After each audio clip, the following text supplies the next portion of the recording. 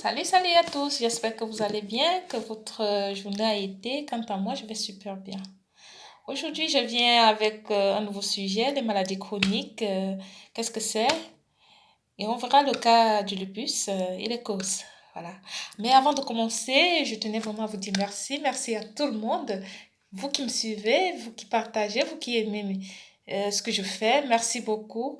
Parce que je sais qu'au travers de cela, vous avez vraiment m'aider vraiment à atteindre mes objectifs, c'est-à-dire de pouvoir toucher un maximum de personnes, de pouvoir aider un maximum de personnes dans des situations difficiles de santé et même dans les situations, montrer également à beaucoup de personnes qui pensent que face à une situation, il n'y a plus d'issue, il n'y a plus de solution, qu'il peut, qu'il y a moyen de pouvoir changer les choses.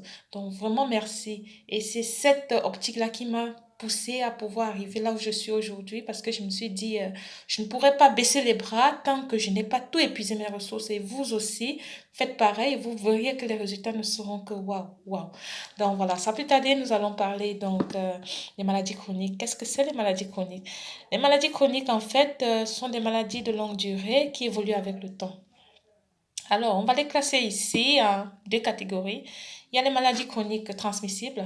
On va citer entre autres le VIH-Sida, l'hépatite C par exemple, ce sont des maladies chroniques transmissibles.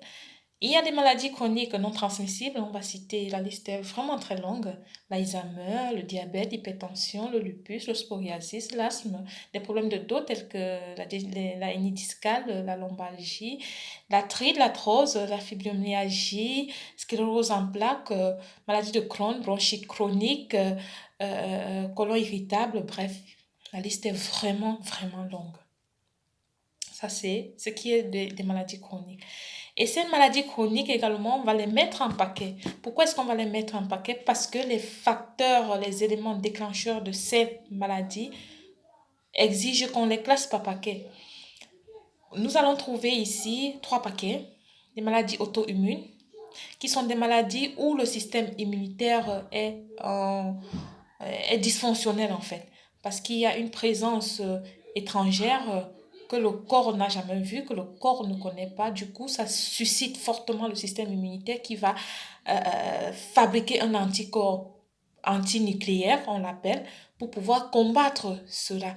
Et cet anticorps antinucléaire viendra et ne saura plus reconnaître nos organes et va nous s'attaquer à nous-mêmes. Donc c'est pour ça que les maladies chroniques, parfois on les dit, on les classe des maladies fatales, mortelles. Voilà. C'est difficile à dire, mais c'est comme ça. C'est comme ça.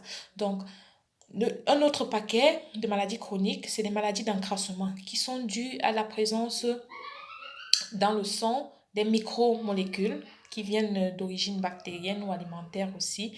Et ça va créer un certain nombre de maladies. Il y a des maladies d'élimination qui sont également dues à la présence des toxines, des polluants que le corps n'arrive pas à éliminer et ça va engendrer des maladies d'élimination. Donc voilà pour ce qui est des maladies chroniques. Alors, sans plus tarder, nous allons parler du lupus, du cas du lupus.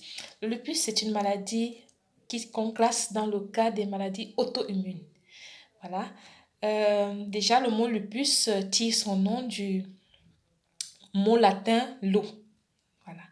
Pourquoi? Parce que cette maladie était beaucoup plus cutanée et les éruptions cutanées qu'on constatait étaient assimilables à des morsures de loup. Pourquoi on parle de loup? Parce que il y a un masque qui se pose généralement en forme de papillon au niveau du visage, qui ressemble un peu au loup. Donc voilà, un peu pour la petite histoire. Et ici, on aura deux types. Il y a le lupus discoïde, qui est typiquement cutané, et avec le masque sur le visage, ça se limite là. Il y a le lupus érythémateux dissimulé, c'est ce dont je souffre. Comme son nom le dit, dissimulé, c'est-à-dire il n'est pas, il n'est pas, comment je vais dire, il n'est pas prévisible, voilà. Celui-là, il est non seulement cutané, mais aussi il attaque des organes du corps et des articulations. Voilà un peu, en gros, la spécificité de cette maladie-là.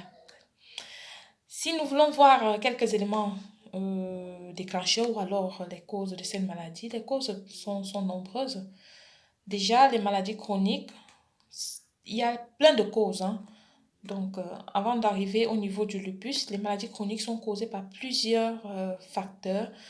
Il y a l'environnement, il y a le fait de manger sur le pouce. On n'a plus de temps, on mange, on s'en va, on n'a pas de temps, on n'a pas le temps de bien mastiquer les aliments. Ça cause des maladies. On a le stress, le tabac, l'alcool. Il y a plusieurs éléments.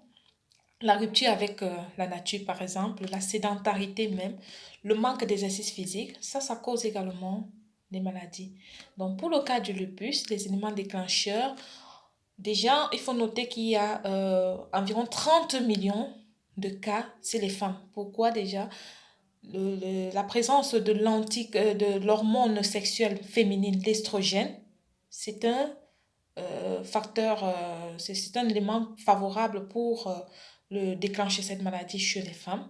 Généralement, ça prend des femmes qui sont en âge de procréation et même pendant la grossesse. Donc, si jamais vous êtes enceinte et que vous avez des douleurs, des choses pas très bien, il est important d'aller consulter parce que moi, j'ai eu le cas et j'ai fait une fausse couche comme ça, je ne savais pas et tout. On va parler dans une autre vidéo des symptômes et comment ça s'est manifesté chez moi.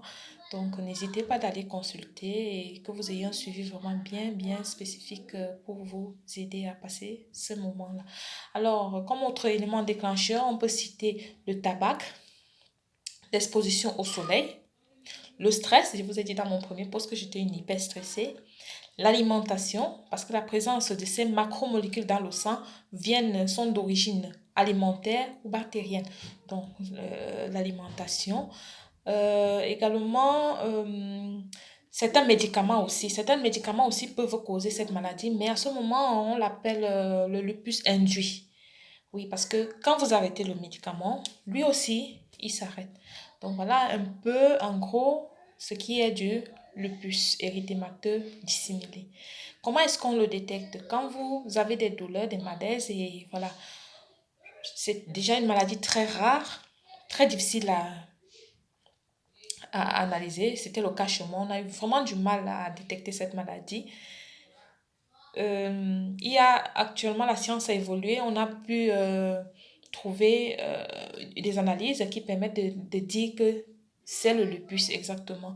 Donc, il suffit de faire des analyses les médecins vont demander des analyses dans des laboratoires pour rechercher dans le sang des anticorps antinucléaires créés par le système immunitaire pour combattre donc ces protéines-là du type anticorps anti-ADN natif, on l'appelle, ou l'anticorps SSB ou SSA, c'est ce qu'on a trouvé chez moi. Donc voilà un peu comment on fait l'analyse. Il y a d'autres analyses qu'on peut faire au niveau de la peau. On peut faire la biopsie de la peau pour justement certifier que l'analyse du sang est vraiment ce qu'on a trouvé au niveau de la peau.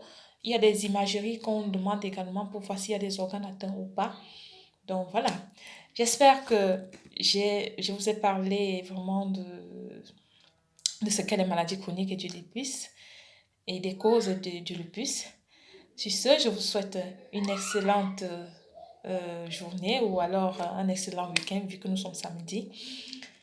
Portez-vous bien et à très bientôt dans une prochaine vidéo. N'hésitez pas à aimer, à partager encore et je vous dis merci d'avance pour vos likes et pour vos partages.